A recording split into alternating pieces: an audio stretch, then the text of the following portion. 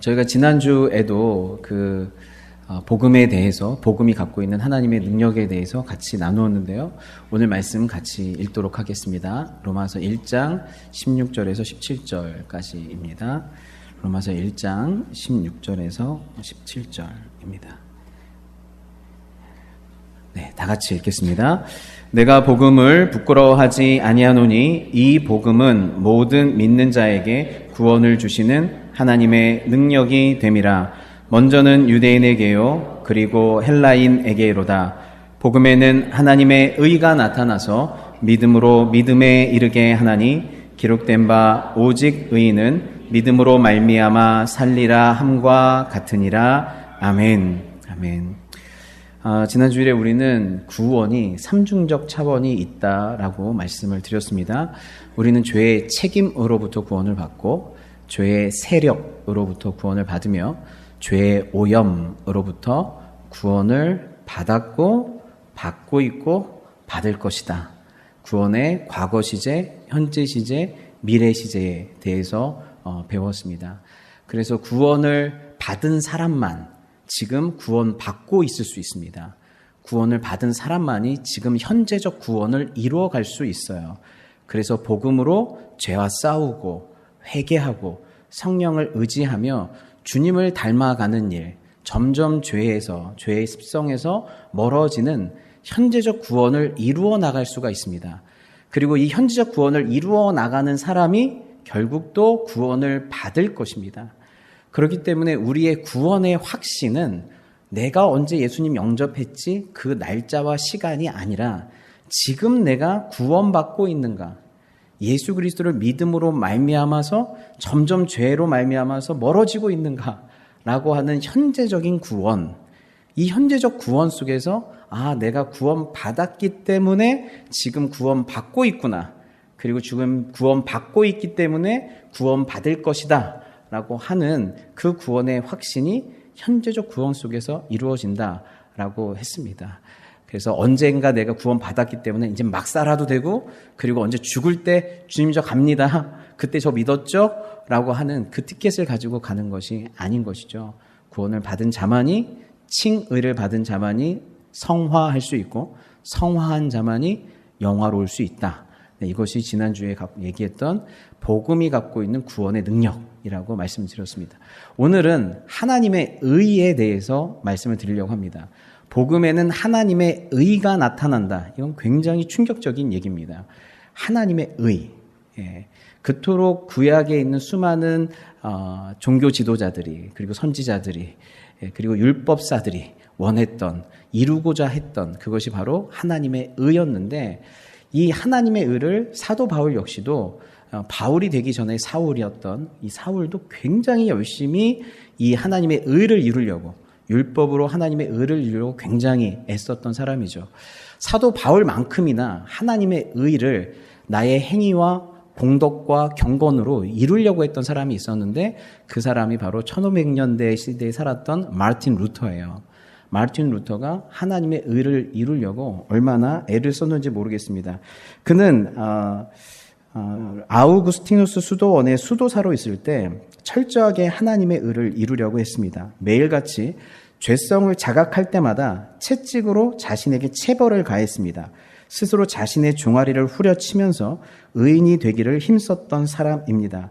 그럼에도 그는 자신의 죄가 점점 더 밝게 보였습니다. 오죽하면 루터가 고해성사를 하러 들어오면 신부들이 막았다고 합니다. 왜냐하면 너무 작은 죄까지도 회개하고 고해성사를 하니까 신부들이 너무 힘들었던 거예요. 심지어는 몇 시간 동안 고해성사를 하고 고해성사를 끝내놓고 자기 수도원 방으로 돌아가는 그 길에 내가 아까 그 고해성사하는 와중에 마음에 교만한 마음이 올라온 건 아닌가? 마음에 욕심이 나온 건 아닌가라는 것들이 생각나서 다시 도로 고해성사를 간 거예요. 그랬더니 그 신부님이, 루터야, 제발 그만 좀 하라. 내가 정말 너 때문에 정말 너무 질린다. 이렇게 작고 사소한 건 웬만하면 네 선에서 처리하든지 한꺼번에 같이 갖고 와라. 하루 종일 너만을 위해서 내가 있을 수는 없지 않니? 라고 할 정도로 루터가 어떻게든 조그만 사소한 죄라도, 사소한 죄책감이라도 하나님 앞에서 깨끗하게 하려고 어마어마하게 의를 위해서 애썼던 사람입니다. 중세시대 교회는 가톨릭이죠. 지금도 가톨릭은 죄의 결과를 두 층으로 나눕니다. 죄가 발생되면 거기에 두 가지가 있는데 하나는 죄책이고 하나는 형벌이에요. 그런데 가톨릭에서는 어떻게 믿냐면 우리가 하나님 앞에 회개하고 예수 믿고 우리가 하나님 앞에 회개하고 고해성사하면 죄책은 없어진다고 믿어요. 하지만 뭐는 계속 남아있다고 생각하냐면 형벌은 남아있다고 생각해요. 이 형벌은 예수님이 처리해 주는 게 아니에요. 이 형벌은 인간이 보속이라고 하는 행위를 통해서 이 형벌에 대한 대가를 치러야 돼요. 어떻게 해서든.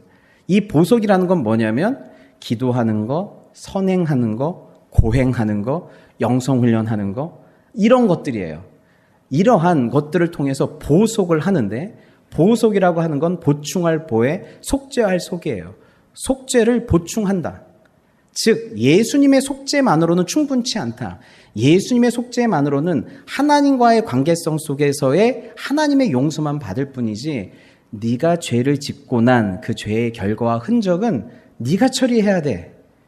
네가 예수님의 구속에 플러스 너의 행위와 열심과 선행과 고행으로 어떻게 해요? 보속, 속죄를 보충해서 구원을 완성해야 된다는 것이죠. 예. 그렇기 때문에 이 보속을 이 땅에서 충분히 다 하지 못하면 어디로 가야 돼요? 바로 천국으로 가지 못하고 중간에 연옥이라는 곳에 가서 그곳에서 다시 그 죄에 대한 대가를 다 치르고 그제서야 천국에 갈 수 있다라고 하는 것이 보속의 교리이죠. 중세의 면죄부는 신자가 기도, 선행, 고행 그리고 플러스 헌금까지도 보석에 쳐줬어요. 헌금을 많이 하는 것까지도 보석에 쳐줘서 이 정도 헌금이면 너의 죄를 면죄할 수 있을 것이다. 이 정도 헌금이면. 그래서 그때 당시에는 면죄부를 발부를 해줬어요. 그런데 지금은 면죄부는 없어지고 또 돈으로 면죄를 하는 부분들은 없어졌어요. 하지만 여전히 면죄의 교리 그리고 죄의 형벌과 죄책의 교리는 그대로 남아 있습니다. 그래서 열심히 선을 행하고 교황을 위해 기도하고 영성체, 이런 성만찬을 영성체라고 하거든요. 영성체를 드리고 경건의 훈련을 하면 그것이 그들의 면죄부가 돼요. 그래서 이 면죄부를 가지고 충분히 그것을 한 다음에 이 면죄부를 저 자신을 위해서 받겠습니다. 그러면 그 공로가 여러분의 죄의 형벌을 깎아줘요. 예, 형벌을 깎아줘요. 그런데 이걸 이렇게 해서 쓸 수 있어요.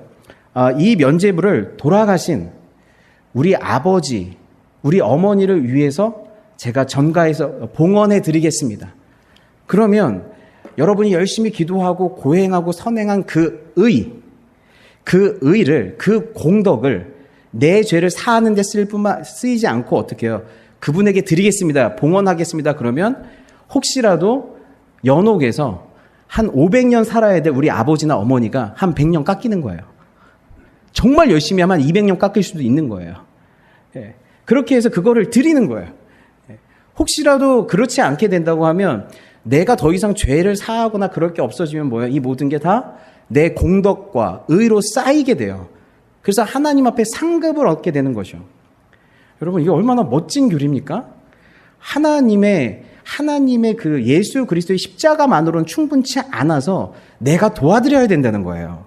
내 의로 보충해 드려야 된다는 거예요. 근데 이 내 의는 얼마나 놀라운지 내 죄를 면죄시킬 뿐만 아니라 이 의를 다른 사람한테 전가시켜줘서 다른 사람의 죄도 면죄시킬 수도 있을 뿐만 아니라 심지어 이 의가 점점 더 쌓이면 나한테 공덕이 되고 저 자신의 상급으로도 쌓일 수 있다는 거예요. 이 의가, 인간이 만들어낼 수 있는 이 의가 내 죄도 사하고 전가도 시키고 하늘의 상급으로도 쌓일 수 있다. 기분이 너무 좋지 않습니까? 예. 예수님 제가 좀 도와드릴게요. 충분하지 않아요. 예수님의 그걸로만으로는 제가 속죄를 도와드릴게요. 그렇게 하면 하나님 앞에 자랑할 게 굉장히 많겠죠. 예. 이러한 중세의 구원관을 가진 루터는 그가 얼마나 죄의 책임과 죄의 형벌을 없애기에 노력을 했을까요?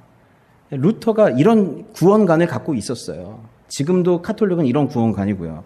그런 특별히 루터 같은 경우는 굉장히 어렸을 때부터 죽음에 대한 두려움을 가지고 있었어요. 그리고 또 한 가지는 양심에 대한 가책이 다른 누구보다도 컸던 사람이에요. 어떻게 하면 죽음에 대한 두려움을 없앨 수 있을까? 어떻게 하면 내 양심의 가책을 벗어날 수 있을까? 그것은 그 당시에 사제가 되는 길, 하나님 앞에 자기 인생을 전부 드리는 길밖에 없다라고 주변에서 다 얘기하니까 루터가 어떻게 해요?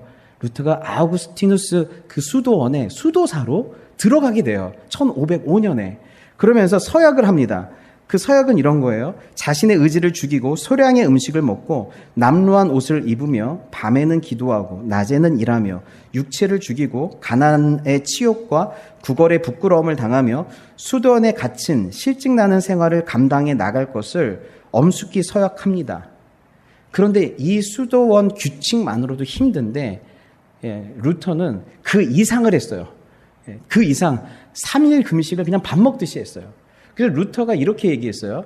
나는 훌륭한 수도사였다. 나는 수도원의 규칙을 매우 엄격히 지켰다. 만약 수도사가 그의 수도에 의해 천국에 간다면 그 첫 번째가 누구다? 나다. 나만큼 열심히 수령하는 사람 없다. 죄책과 죄의 형벌을 위해서 나만큼 선행하고 공덕 쌓고 경건 훈련하는 사람 없다. 첫 번째다. 그렇다고 하면 이 교리를 정말 믿었다면 루터의 마음에 평안이 있어야죠. 루터의 마음에 자유함이 있어야 되죠. 기쁨이 있어야겠죠. 그렇지 않았어요. 그런데 그럼에도 불구하고 너무 불안했어요. 너무 두려웠어요. 루터가 그 1510년에서 그 다음에 1511년까지 11월에서 4월 한 5개월 정도를 거룩한 성이라고 불리는 도시라고 불리는 로마에 갔습니다. 그 당시에 로마에는 성물도 굉장히 많고 성자도 많고 아무튼 공덕과 면제를 쌓을 수 있는 그런 것들이 많았어요. 특별히 라테라노 대성당 근처에는 성계단, 거룩한 계단이라는 곳이 있었는데 그곳을 빌라도의 계단이라고도 해요. 그 빌라도가 그 계단 위에 서서 예수님께 판결했을 때 그 계단을 로마로 옮겨왔다라고까지 전설이 있어요. 계단이 28개인데 루터가 거기를 한 계단 한 계단 무릎으로 올라갔어요. 그냥 걸어서 올라간 것도 아니에요. 무릎으로 올라가면서 한마디 한마디 할 때마다 한 계단 올라갈 때마다 주기도문을 외웠어요. 그리고 나서 더 끝까지 딱 올라갔을 때 루터의 마음에 와 드디어 라고 생각했을까요? 루터가 끝까지 딱 올라가고 나서 이런 생각을 했대요. 이게 뭐지? 이게 뭐 하는 짓이지? 이게 정말 효과가 있을까? 소위 말하는 여러분 현타가 왔다. 그런 말 아시죠? 올라왔는데 현타가 온 거예요. 전혀 내 죄가 용서함 받지도 않을 뿐만 아니라 내 의가 하나님 앞에서 받아들여지는 의로 여겨지지 않을 거라고 생각했던 거예요. 루터가 가장 번민했던 말씀이 있어요. 이 이후에도 가장 고통스러웠던 말씀이 무엇이냐면 오늘 읽은 로마서 1장 17절이에요. 복음에는 하나님의 의가 나타나서 믿음으로 믿음에 이르게 하나니 기록된 바 오직 의인은 믿음으로 말미암아 살리라. 이 말씀이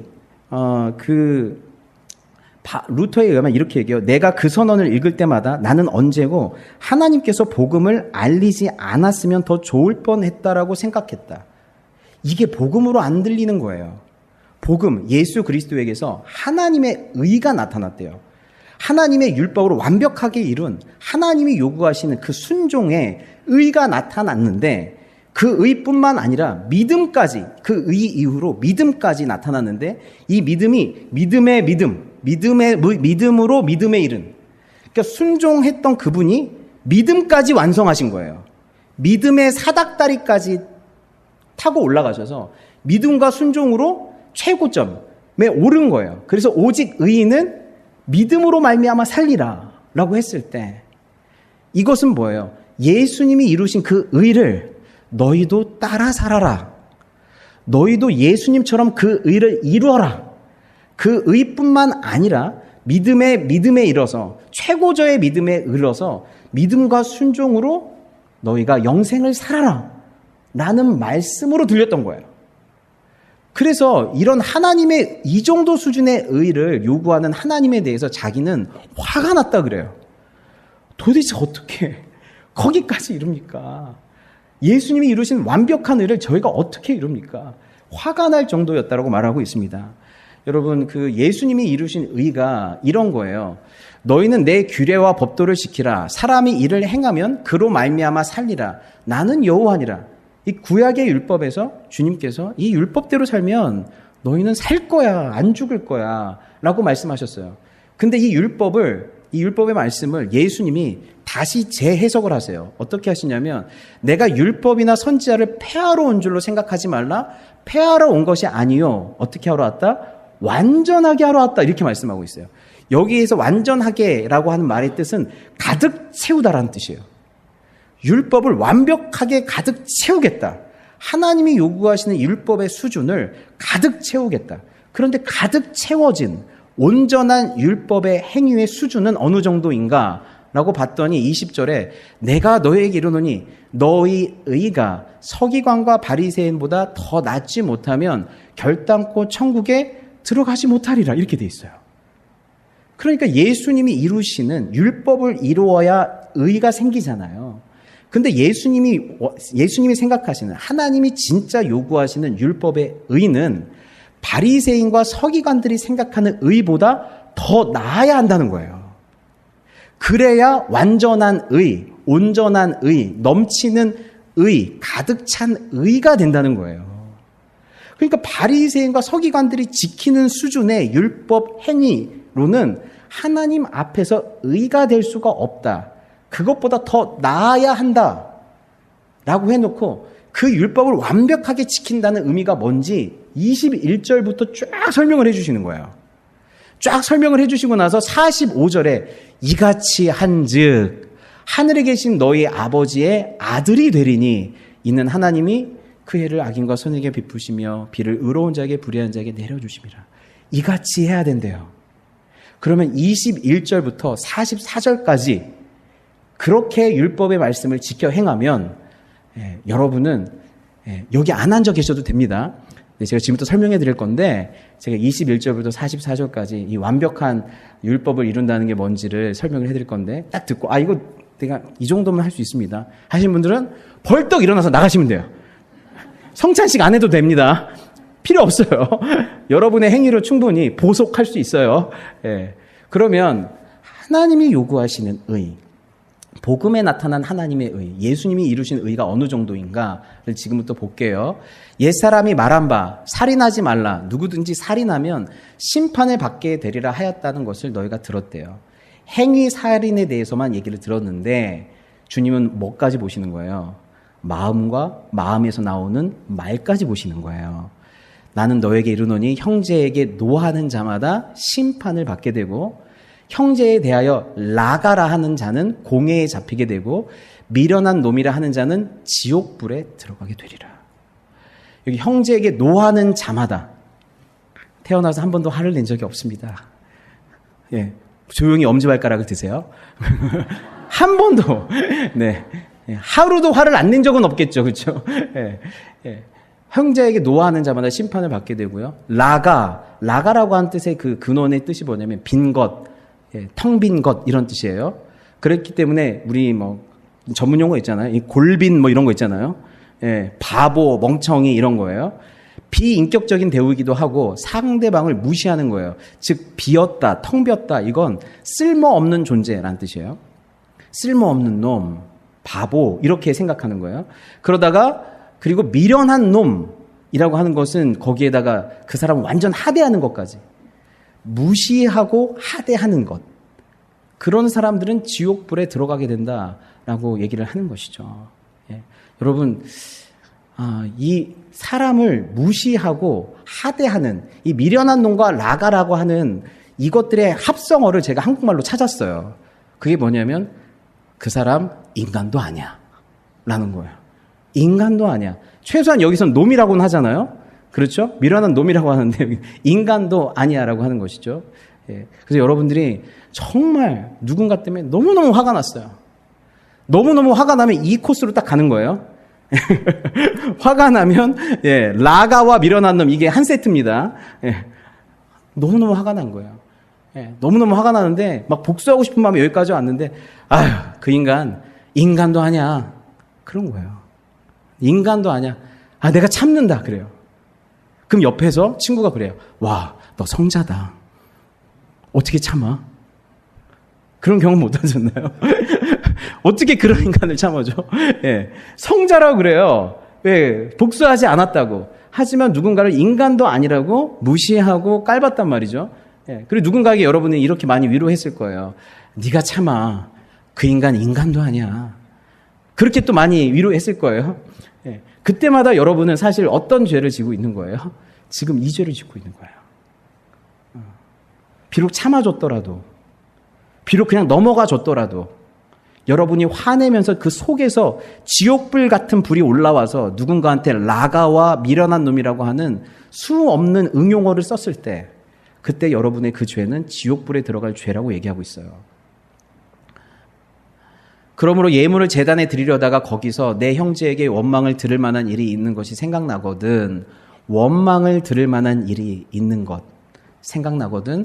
예물을 제단 앞에 두고 먼저 가서 형제와 화목하고 그 후에 와서 예물을 드리라. 너를 고발하는 자와 함께 길에 있을 때에 급히 사화하라. 그 고발하는 자가 너를 재판관에게 내어주고 재판관이 옥에게 내어주어 옥에 가둘까 염려하라. 진실로 내게 이르노니 내가 한 푼이라도 남김없이 다 갚기 전에는 결코 거기서 나오지 못하리라. 한 푼이라도. 여러분을 향해서 단 한 사람도 원망할 게 단 한 가지도 없어야 된대요. 내가 하나님의 보좌 앞에 섰을 때 여러분들이 누군가가 나는 얘 때문에 그때 상처받았어요. 얘 때문에 그때 고통스러웠어요. 얘 때문에 내가 예수님과 멀어졌어요. 이분 때문에 내 믿음이 흔들렸어요. 라고 원망 들을 만한 것이 단 한 조각이라도 있다고 하면 결탄코 거기서 나오지 못한다라고 얘기하고 있어요. 자신 있을까요? 27절에 또 간음하지 말라 하였다는 것을 너희가 들었으나 나는 너에게 이르노니 음욕을 품고 여자를 보는 자마다 이미 마음에 간음하였대요. 그 행위 이전에 마음으로 어떤 음욕을 품었을 때 이미 간음하였다라고 얘기하고 있어요. 만일 내 오른눈이 너로 실족하게 하거든 빼어내버리라. 내 백체 중 하나가 없어지고 온몸이 지옥에 던져지지 않는 것이 유익하며 또한 만일 내 오른손이 너로 실족하게 하거든 찍어내버리라. 내 백체 중 하나가 없어지고 온몸이 지옥에 던져지지 않는 것이 유익하니라. 제 오른눈을 만약에 빼서 진짜 음란한 생각, 음란한 마음, 다른 사람을 이용해서 내 쾌락을 채우려고 하는 그 시도가 없어지고 이 내 오른눈을 빼서 질투하는 마음이 만약에 없어진다면 오른눈을 빼겠어요. 그렇지 않나요? 그런데 문제는 뭐예요? 오른눈을 빼면 그 짓을 어디가 또 해요? 왼쪽 눈이 한단 말이에요. 그래서 왼쪽 눈을 또 빼서 제가 이 두 눈이 다 없어서 질투하고 그리고 음란한 생각을 하고 이런 것들이 만약에 없어진다면 두 눈을 빼겠어요. 하지만 이거 다 뺀다고 해서 그가 안 한 게 아니라 또 속으로 한단 말이에요. 오른손으로 술을 마시든 도박을 하든 다른 사람에게 나쁜 짓을 하든 계속 핸드폰으로 죄를 짓든 내가 오른손으로 그 죄를 졌을 때 이걸 찍어버려서 죄를 안 지으면 찍어버리겠어요. 문제는 그걸 어디서 하는 거예요 또? 왼손이 하는 거예요. 왼손이 또 찍어버리면 안 하면 좋겠어요. 그러면 또 뭘로 하는 거예요? 이걸 못하면? 발로 하는 거예요. 발 두 개를 다 잘라가지고 이제 안 하면 좋겠어요. 근데 안 하면 또 뭘로 하는 거예요? 또 입으로 하는 거예요. 결국 이렇게 하나 둘씩 다 잘라보다 보면 어떻게 돼요? 남는 게 하나도 없어요.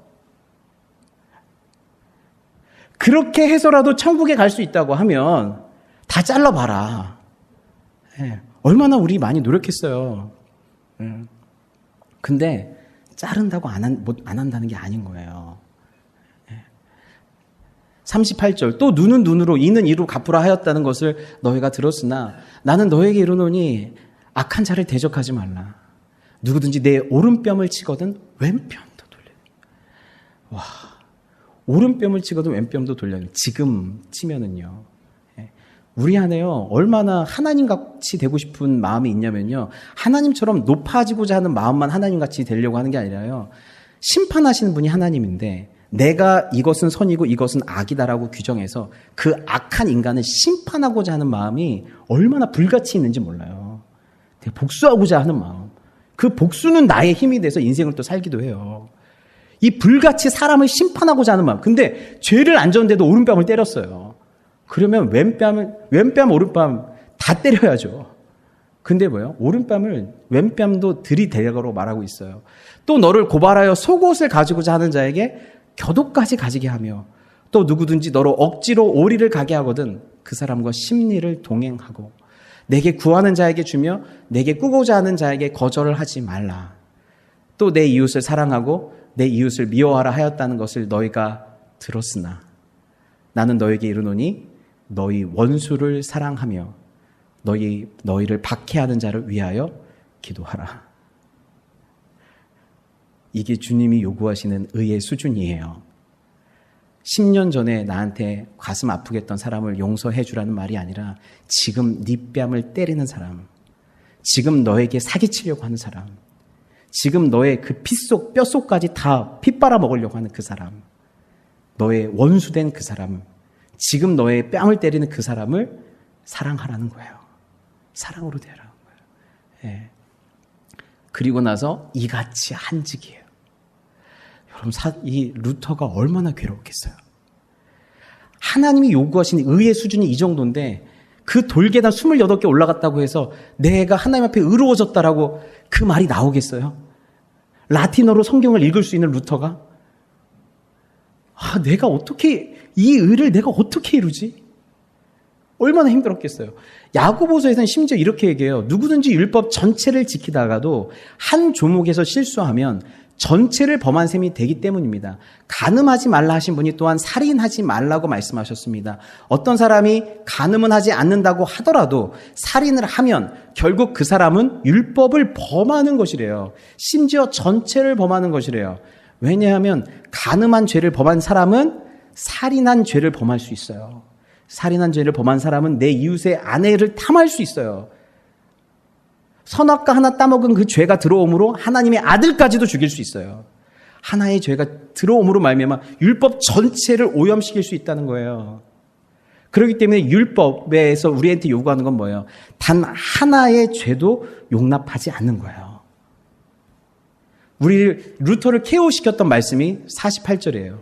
그러므로 하늘에 계신 너희 아버지의 온전하심과 같이 너희도 온전해라. 이 말씀에서 루터가 KO를 당하는 거예요. 어떻게 하나님이 요구하시는 것만큼, 하나님의 요구하신 수준만큼 내가 의로워질 수 있겠습니까? 하나님의 수준을 딱 봤을 때 이 모든 율법은 결국 나로 하여금 죄를 깨달으라고 하는 거구나. 내가 이 율법을 지킬 수 있는 선한 것이 내 안에 없다. 오라 나는 공고한 사람이더라는 것을 깨닫게 하려고 하시는 거구나.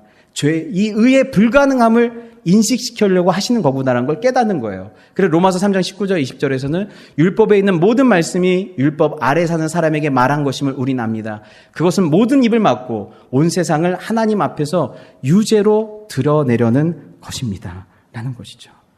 결국 하나님 앞에 자기 의를 들고 선 그 누구도 그 의를 하나님이 요구하시는 수준의 의라고 얘기할 수 있는 사람, 천국으로 갈 수 있는 의, 내 죄를 사할 수 있는 의, 정가할 수 있는 의, 상급으로 쌓을 수 있는 의가 아무도 없구나라는 걸 인정하게 되는 것이에요. 구약에서도 그것들을 인정한 선지자가 있었어요. 그래서 이사야서 64장 20절에 보면 우리는 모두 부정한 자와 같고 우리의 모든 의는 뭐 같대요? 더러운 옷과 같대요. 우리는 모두 나뭇잎처럼 시들었으니 우리의 죄악이 바람처럼 우리를 휘몰아갑니다. 의가 우리를 휘몰아가는 게 아니라 항상 죄에 따라서 휘몰아쳐서 죄에 끌려가기 시작하는 거예요. 그래서 우리의 모든 의가 뭐와 같다? 더러운 옷과 같다고 그랬어요. 우리의 의조차도. 여러분, 이 말씀을 그대로 보여준 환상이 있었어요. 그게 스가랴서에 나와요. 스가랴서에 3장 1절에서 5절에 대제사장 여호수아는 그 당시 가장 거룩한 사람이에요.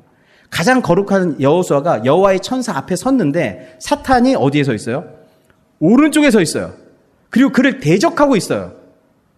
그렇다고 하면 사탄이 대적하고 있다는 건 뭐예요? 이 여호수아가 가장 거룩했던 사람이지만 여호수아에게 뭐가 있는 거예요, 지금? 하나님의 의가 있는 것이 아니라 뭔가 죄스러운 게 있는 거예요. 그래서 2절에 여호와께서 사탄에게 이르시되 사탄아 여호와께서 너를 책망하노라. 예루살렘을 택한 여호와께서 너를 책망하노라. 이는 불에서 꺼낸 그슬린 나무가 아니냐. 사탄이 마치 불에서 그슬린 것 같이 보였대요. 지옥불에서 그슬린 것 같은 나무처럼 보였던 거예요. 그런데 그 여호수아가 어떻게 서 있어요? 사탄과 다르게 하얀 옷을 입고 서 있는 게 아니라 어떻게 서 있어요? 더러운 옷을 입고 서 있는 거예요. 그럼 사탄이 어떻게 가고 있는 거예요? 여호수아 옆에 서서 어떻게 해요? 하나님, 얘도 저처럼 더럽잖아요. 얘도 쟤처럼 죄로 다 오염되어 있잖아요. 가장 거룩하다고 하는, 가장 하나님의 율법을 잘 지킨다고 하는 대제사장조차도 저와 똑같이 이렇게 더러워져 있잖아요. 오염되어 있잖아요. 나랑 같이 지옥불에 들어가야 되는 거 맞지 않습니까? 라고 정죄하고 대적하고 있었던 거예요. 그때 4절에 여호와께서 자기 앞에 선 자들에게 명령하사 그 더러운 옷을 벗기라 하시고 또 여호수아에게 이르시되 내가 뇌 제약을 제거하여 버렸으니 내게 아름다운 옷을 입히리라. 여호수아가 만든 옷이 아니에요. 여호수아가 공덕을 쌓아서 한 땀 한 땀 만든 옷이 아니에요. 선행과 고행과 기도로 한 땀 한 땀 만든 옷이 아니라 그 옷을 하나님이 벗겨주시고 하나님이 만드신 의, 하나님이 만드신 아름다운 의를 어떻게 해요? 여호수아에게 입혀주시는 거예요. 입혀주시는 거예요. 이걸 신약의 용어로 오직 의인은 믿음으로 하나님의 의를 받아서 하나님이 만드신 의를 받아서 의로워진다라는 뜻이에요. 그래서 5절에 내가 말하되 정결한 관을 그의 머리에 씌우소서 하며 곧 정결한 관을 그 머리에 씌우며 옷을 입히고 여호와의 천사는 곁에 섰더라. 그의 공로와 그의 영광과 그의 의로움은 다 하나님이 씌워지고 입혀주셔서 그렇게 된 거예요. 드디어 이 로마서 말씀을 그가 비텐베르크 대학에서 막 강의하고 하나님의 의와 씨름하다가 드디어 성령 안에서 깨닫게 됐어요. 복음에는 하나님의 의가 나타났는데 하나님이 이루신 그 의, 예수님이 이루신 온전한 그 의를 믿는 자에게 오직 의인은 믿음으로 말미암아 살리라. 믿는 자에게 선물로 주시는구나. 선물로 주셔서 우리를 의롭게 하는구나. 그 의를 선물로 받아 우리가 의롭게 되는구나를 드디어 깨닫게 된 거예요. 그때 루터가 이렇게 얘기하는 거예요. 나는 바울이 도대체 로마서 1장 17절에서 무엇을 말하고자 하는지 계속해서 파고들었다. 그렇게 밤낮으로 그 말씀을 묵상하는 중에 급기야 나는 깨닫게 되었다. 그 본문에서 복음에는 하나님의 의가 나타났다라는 말씀은 다름 아니라 의인은 믿음으로 살 것이다라는 말씀과 같은 의미이다. 하나님이 예수 그리스도가 만드신 그 완벽한 의를 믿는 자에게 주시는 선물로서의 의구나. 내가 이루라는 의가 아니라 믿는 자에게 거저 주시는 의구나 라는 것을 깨달았다는 거예요. 하나님의 의는 믿는 우리를 의롭게 하시는 의였다. 그 순간 나는 거의 새로 태어난 듯 했다. 그리고 활짝 열린 문을 통과하여 천국에 들어가는 것 같았다. 아멘. 아멘. 여러분, 오늘 말씀에서 그러니까 여러분 이렇게 사세요, 저렇게 사세요는 없어요. 근데 오늘 말씀은 우리가 어떠한 선행을 가지고도 그 선행과 고행과 그것이 하나님 앞에서 값으로 쳐줄 만한, 그것이 우리의 죄를 사하고 공덕이 되고 의를 전가할 만한 의가 될 수가 없어요. 주님이 찾으시는 건 예수 그리스도의 의, 온전한 율법을 이루신 그 예수 그리스도의 의세요. 그 의를 믿는 자에게 주셨어요. 그 의를 이루신 원수를 사랑해서 예수님의 곁옷뿐 아니라 속옷까지 다 얻기를 원하고 예수님을 십자가까지 몰아가고 자기 중심적으로 사는 나를 사랑하셔서 그 모든 의를 이루셔서 우리의 더러운 옷을 벗기시고 그 의를 우리에게 전가해 주시는 그 예수 그리스도의 의, 그 의를 믿으시고 그 의로우신 예수님 더 사랑하시고 내가 의가 없지만 그 완벽한 의이신 그 예수님께 소망을 두어서 그 의를 받은 우리가 점점점 그 의를 나타낼 것들을 소망하며 살아가는 그 오직 하나님의 의이신 예수님만을 소망하며 살아가는 저와 여러분 다 되시기를 바랍니다. 기도하겠습니다.